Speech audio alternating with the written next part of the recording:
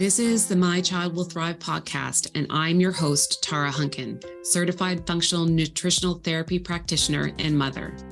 I'm here to share with you the latest research, expert advice, parent perspectives, resources, and tools to help you on your path to optimizing the health and development for your child with ADHD, autism, sensory processing disorder, learning disabilities, or other neurodevelopmental disorders.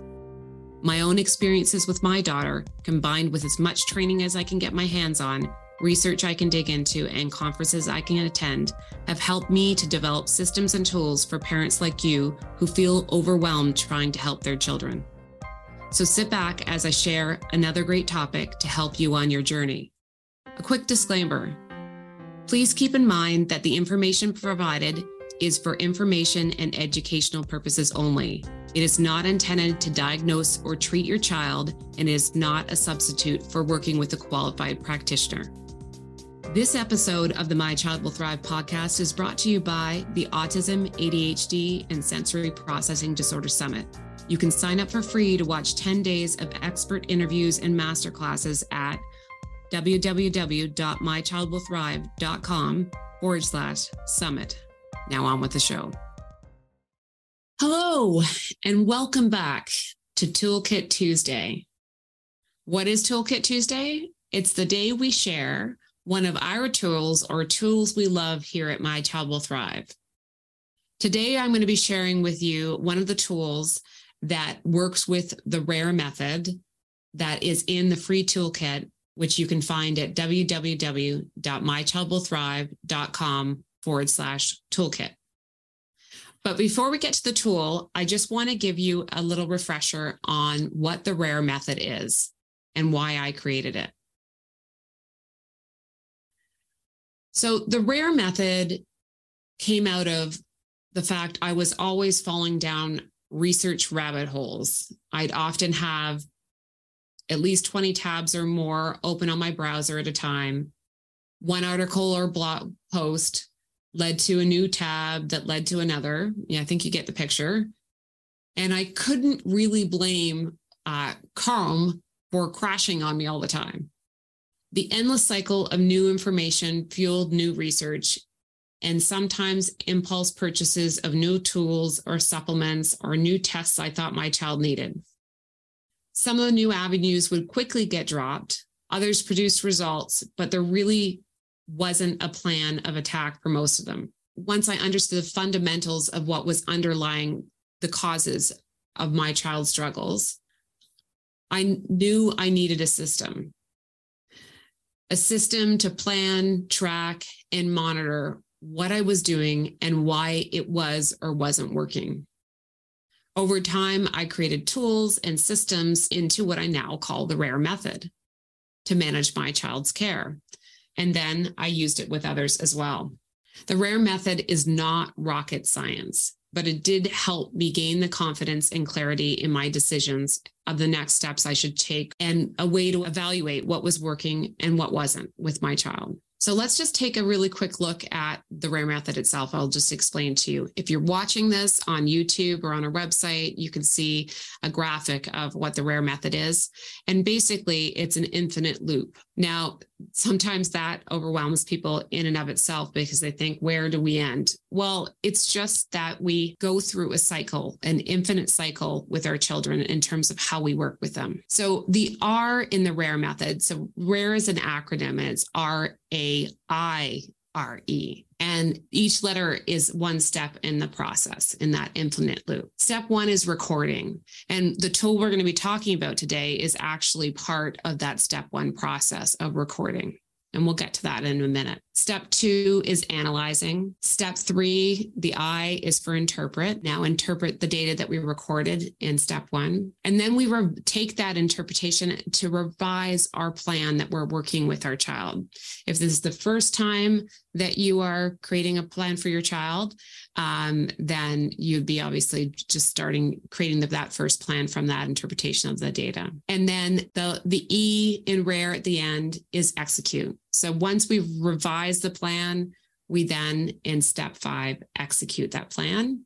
And then we loop back around to, as we're executing the R, step one, record. We're going to keep recording that data so we have the best information possible to help make those decisions as we go through that loop again. Very simple 5-step process. Within each of the steps, as I mentioned before, we have tools that have been developed to help you through that step. So we have a number of tools in the record step, a lot of trackers. We've talked about those before on Toolkit Tuesday. And then we have tools and guides within, and we use the tools in the record for analyzing and interpreting as well. A lot of guides for the interpretation step. Step 4, revising. We have tools in there that you can use to then help you revise that plan and lay it out so that you're ready to execute again, and guides to help with the execution of the plan. So today we're going to talk about, as I said, a simple tool, a very simple tool that's in step 1 of the RARE method, which is recording the vital data that we use in making decisions. And this tool is called the lab test tracker. So as you can imagine, it helps us track all the lab tests that we're doing with our children. Take a lot of different lab tests with different types of practitioners over the years. The idea of the lab test tracker is to ensure that not only are we making sure we're recording everything that we're doing, the types of tests that we're taking and getting copies of them, but we're also making sure that because lab tests can be so expensive, but they are very valuable data points for our practitioners and ourselves as we're making decisions. We want to make sure that we're not repeating something we don't need to yet. We want to make sure that if we are working with multiple practitioners at one particular point in time, that we are able to share the information with them and ensure that they don't ask for the same test twice at the same time when there's a valid test that's still available for them to look at. So in the end, the lab test tracker is going to save you time, money, and also the struggle of getting them done. Some of the tests are more invasive than others, and you really don't want to have to do them unnecessarily with your children. So let's take a look at what it actually looks like. And again, I'm going to describe it for you, those of you that are just listening on the podcast. So the lab test tracker is really just a spreadsheet. So the first column is the test name. So you want to be as specific as possible because this is going to help you when you're working with other practitioners. So you may be working with multiple practitioners that I mentioned at the same time, and some of them or more than one of them might be skilled at looking at and interpreting lab test results, in particular the functional lab tests that we typically have done for our children. And if that's the case, you want to know specifically the test name that has been done, and sometimes even the lab that performs it, because there are different labs that perform some of the functional tests, and they're slightly different depending on who does it. And so you can say, here's my list. This is what I've had done. Would any of this information be helpful to you and what you're doing? An example of where you might have overlap in practitioners that would more than one practitioner looking at the same tests at the same time would be, for example, with a nutritionist that has functional testing training. They will look at those tests to help you devise the right type of diet and protocols for your child. So they can take a look at those for those reasons. You may be working with somebody else as well at the same time that is going to be looking at other types of treatments and therapies with your children that also would look like a naturopath or a functional medicine practitioner. They'd be looking at other things in relation to those tests. So sometimes the lab tests can be used by more than one practitioner at the same time. And obviously you only want to have done them once in that same time period. The other thing is that we want to make sure that we're recording the date that the test was taken. So again, that's because certain lab tests are only valid for a certain period of time, and then they need to be repeated if they're going to be valid. Most lab tests are a snapshot in time, so that is very relevant to the usefulness of the information as well. So we're going to do that. Also, there's tests that need to be repeated within a certain interval. So sometimes lab practitioners you work with will say, I'd like you to do this battery of tests. One of the questions you should be asking is, one would be why, but also, will this test need to be repeated in order for the information from even the first test to be valid. So for example, in order for a practitioner to measure whether or not the treatment that, or the therapy or treatment or the protocol that they're putting them on has worked or needs to be tweaked, they may say that they need to take that test again in 3 months' time. You need to know that, one, so that you can budget for it, and two, so that you can set expectations for yourself and your child and make a decision before you even do test 1 that you are willing to do test 2 as well, like to repeat that test, and you have the resources to do that as well. Date taken. Next column is ordering practitioner. Again, you're working typically with a team of practitioners. You just want to keep track of who ordered that particular test. The next column is checking off whether you received a copy of the results, and you might want to just stick the date in there in terms of when you received them. You always want to get a copy of your child's test results. It is the easiest way for you to be able to, one, you've paid for the test. So you've paid for the test, but even if you haven't, it's part of their medical record, and you are going from practitioner to practitioner. And in order to share this in a seamless way, you really need to be the keeper of all the results. Obviously, your ordering practitioner will keep a copy as well, but you should ask for a copy of your results. That way you can share them easily.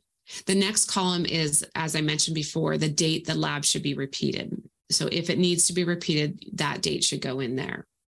And then the last column is notes. So you can take notes about pretty much anything, why you're doing the test, which I always advise people to ask the question why. We don't want to just do a test for no reason.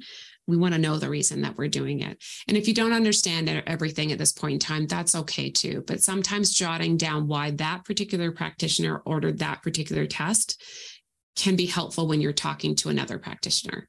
So they might say, well, why are you doing that? And you can tell them without them having to actually talk to the other practitioner. So that note column is really for anything that helps you remember why you're doing something, or when you're doing, maybe it might be what you need to do in terms of prepping for the test. It is a smaller column, but you can always scribble some notes in the back as well. This tracker, most people will have several pages of this. We do a lot of tests with our kids over the years. So I typically would have the lab test tracker, and then I have a binder with all the results in it. You can obviously store this digitally as well. You get to do whatever you prefer. You could use the lab test tracker or a spreadsheet like this to do that, and then have links to where your files are saved of all the scanned results as well. I hope this tool is as much use to you as it has been to me and the people that I've worked with over the years, and those that have downloaded it from the free Toolkit. Again, you can see the video version of this podcast on YouTube or on our website at mychildwillthrive.com. And you can find the toolkit at mychildwillthrive.com/toolkit. I hope this has been helpful to you, and I look forward to sharing you more tools in the toolkit in the future. Thanks for joining me today. If you've enjoyed this episode, please support us by subscribing and giving us a review on your podcast platform of choice. This is Tara Hunkin, and I'll catch you on the next episode of the podcast or over at mychildwillthrive.com, where you can find many articles and the free My Child Will Thrive toolkit too.